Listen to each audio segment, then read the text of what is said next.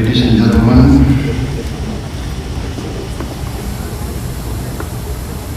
attendees of the Indonesia-Brazil Business Forum, thank you very much for this occasion. Thank you very much for the organizers. And thank you very much, distinguished guests who I understand come from other parts of Brazil. And today is a Sunday.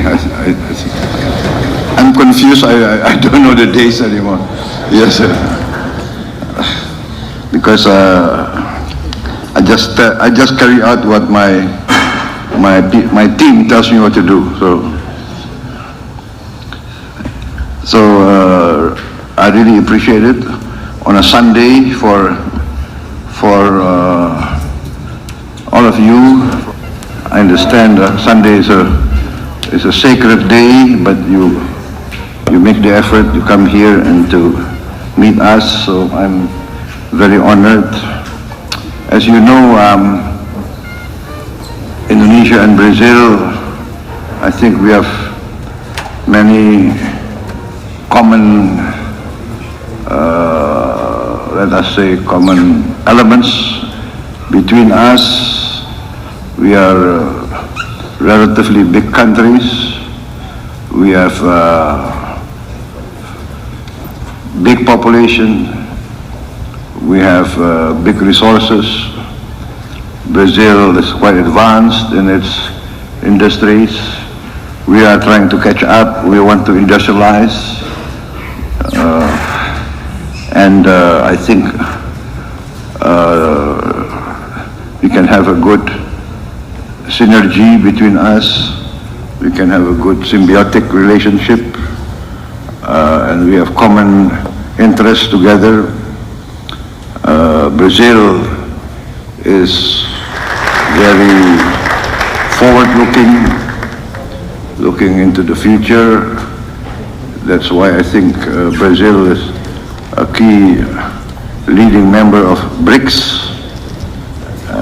And as you know, I announced already that Indonesia has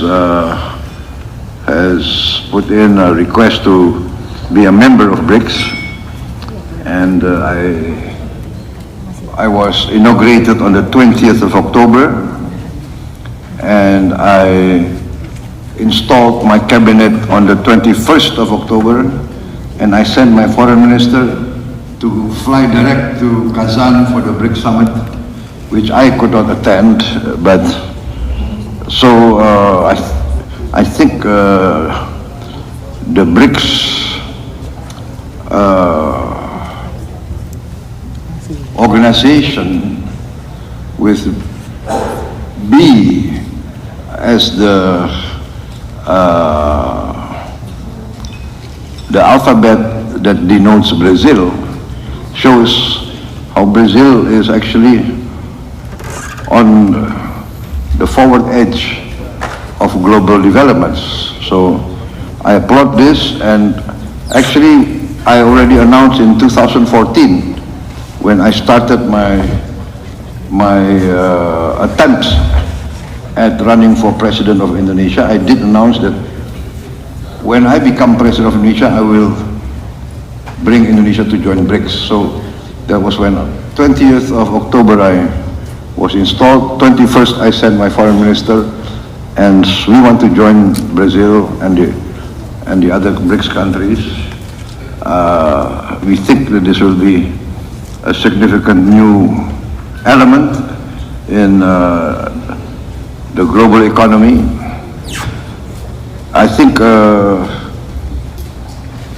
Mr. Ailangga, you already addressed the forum today?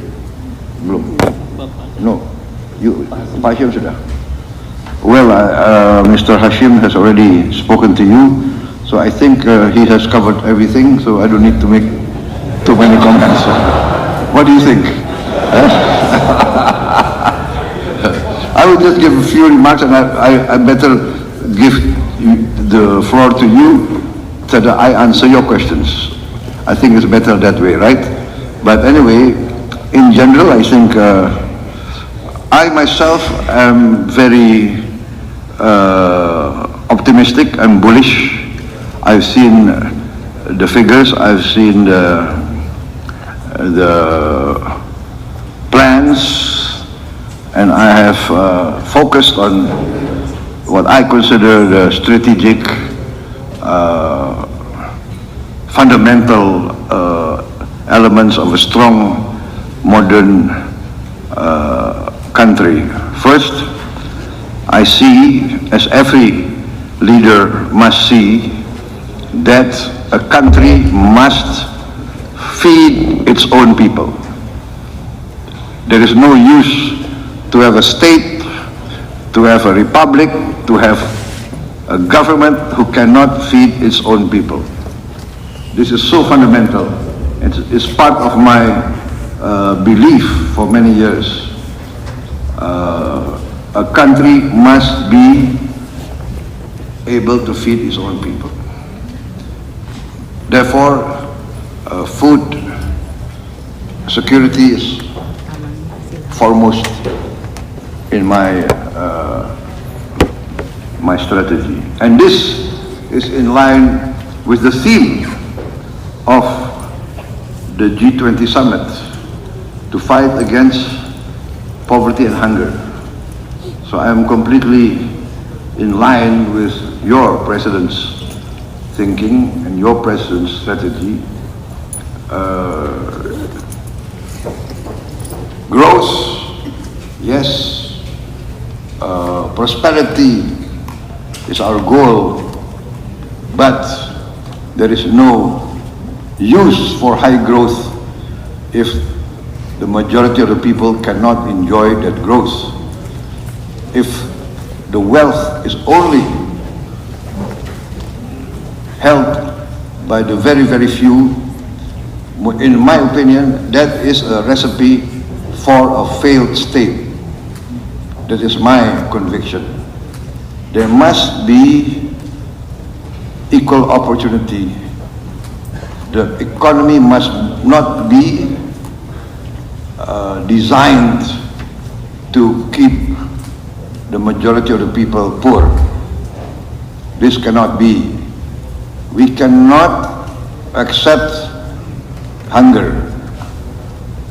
I say very clearly everywhere, what is the use of Indonesia being a member of the G20 when 25% of our children do not have enough to eat?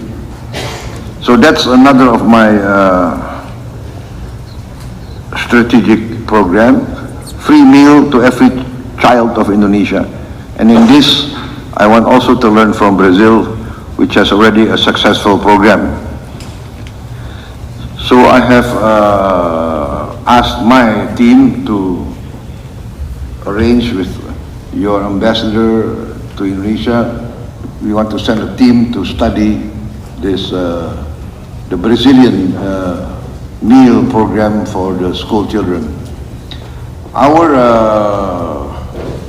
So after the food sufficiency and the meal for the children, we are also going into energy self-sufficiency.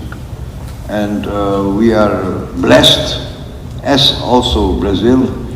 Maybe we are, I think we are only 2 or 3 countries in the world that can be very soon self-sufficient in green energy and renewable energy. I think Brazil is more advanced than us with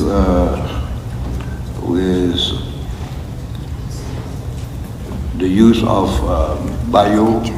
biofuel, energy from plant-based, and you're very successful in the ethanol, and we are going into biodiesel, producing diesel from palm oil. We are now at 35 to to 40%. We want to boost to 50% by 2025. And this will make us basically producing our own diesel and being completely green renewable. We also have a lot of hydropower, a lot of geothermal power. We have a lot of course, energy from the sun, solar, and this makes us very bullish, very exciting to meet the future. We also have critical minerals, and we plan to design and produce our own nuclear reactors, so we can also work together with a Brazilian industry. In the field of fisheries, we are also very potential. I speak with the experts. We are, I think, maybe our reserves in fishing reserves in the world, we are number 2 or number 3 in fishing reserves, and potential is very big. We have a vacuum of 40,000 fishing vessels, 150 GT to 300 GT, 40,000 a vacuum. So it's another field that we invite foreign